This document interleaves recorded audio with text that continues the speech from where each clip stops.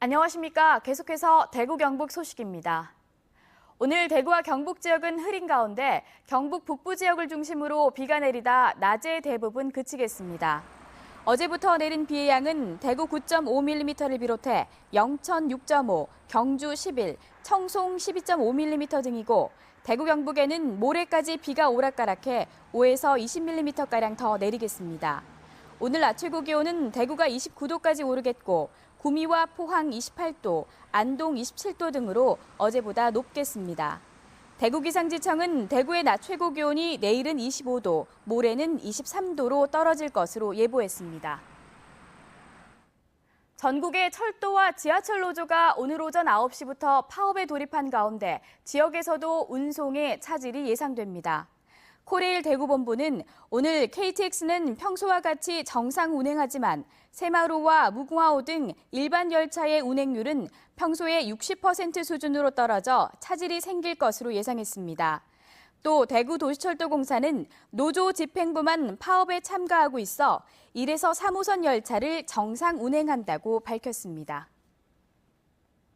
사드 배치 지역으로 성주 골프장이 유력한 것으로 알려진 가운데 경상북도의회 김은규 의장은 사드 배치는 북한의 핵과 미사일 공격으로부터 국민의 생명과 재산을 지키기 위한 결정이라면서도 국방부의 일관성 없는 사드 정책과 밀실 결정이 갈등과 혼란을 낳게 했다고 지적했습니다. 또 사드 배치가 다소 늦어지더라도 지역민들의 삶과 직결되는 문제인 만큼 사전에 양해를 구하고 소통하는 절차를 밟을 것을 요구했습니다. 경상북도가 지진 대책을 구체화하기 위해 자연재난과 지진방재 TF팀을 구성하고 관련 기관과 학계 전문가 5명을 일본 고베시에 급파합니다. 이들은 오늘부터 나흘간 고베 지진 진앙지 현장과 고베대학 지진연구소, 고베 지진의 흔적을 볼 수 있는 메모리얼 파크 등지를 방문합니다. 일본의 지진 정책과 제도를 조사해 경북에 맞는 지진 방제 계획을 마련하고 법적으로 미비한 부문은 중앙부처에 건의할 방침입니다. 최근 큰 일교차와 잦은 비로 인해 전국적으로 송이가 풍년을 맞았습니다. 무려 6년 만인데요. 덕분에 이번 주 송이 축제를 앞둔 봉화군도 또 농민들도 모처럼 웃음꽃이 피고 있습니다. 엄지원 기자가 보도합니다. 해발 400m 이상 102대간 전기를 품은 봉화 송이가 자태를 드러냅니다. 한 발 떼기가 무섭게 군락을 이룬 송이들. 올해는 대풍년입니다. 봉화군 전체 생산량만 지난해보다 10배 이상 많을 것으로 추정됩니다. 지난 5년간은 가뭄으로 송이가 기하다 못해 금송이로 불릴 정도였습니다.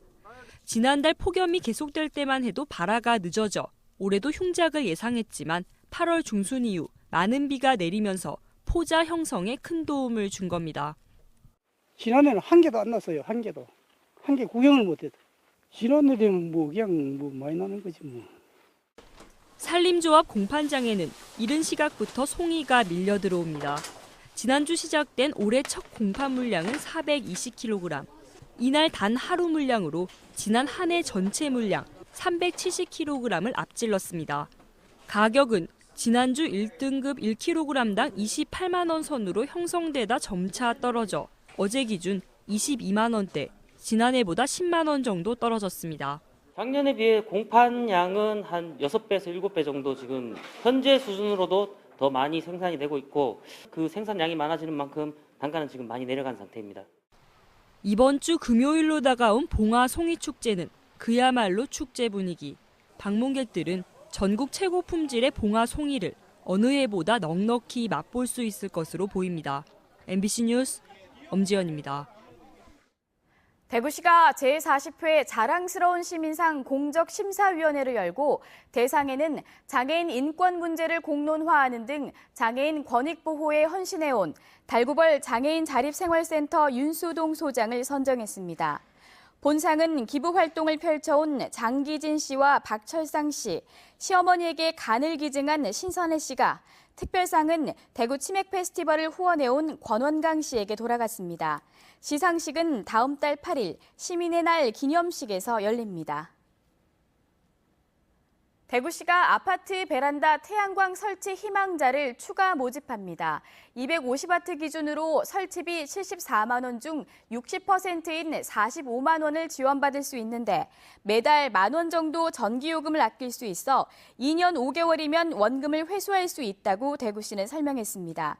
베란다 태양광 발전 설비 추가 모집 기간은 다음 달 10일까지고 420가구까지 신청을 받습니다. 여성 대상 묻지마식 범죄가 증가하는 가운데 대구시가 대구경찰청과 함께 전통시장 44곳의 여자 화장실에 안심벨을 설치했습니다. 위급 상황 시 안심벨을 누르면 바깥에 설치된 경광등에 빨간불이 켜지고 경보음이 울리게 돼 시민들이 112에 신고할 수 있도록 한 시스템입니다. 안심벨 설치 대상은 범죄 발생 빈도가 높은 곳을 중심으로 선정됐고 시스템 교체와 수리 등은 상인회에서 관리하게 됩니다. 더불어민주당 박남춘 의원이 국민안전처로부터 제출받은 자료에 따르면 소방차 진입이 불가능하거나 곤란한 구간은 대구 82곳, 경북 31곳으로 집계됐습니다. 구간 길이로는 대구가 40.6km, 경북이 21.1km에 이르는 것으로 나타났습니다. 이 가운데 대구와 경북 모두 영세 밀집 지역이 절반 이상을 차지했습니다.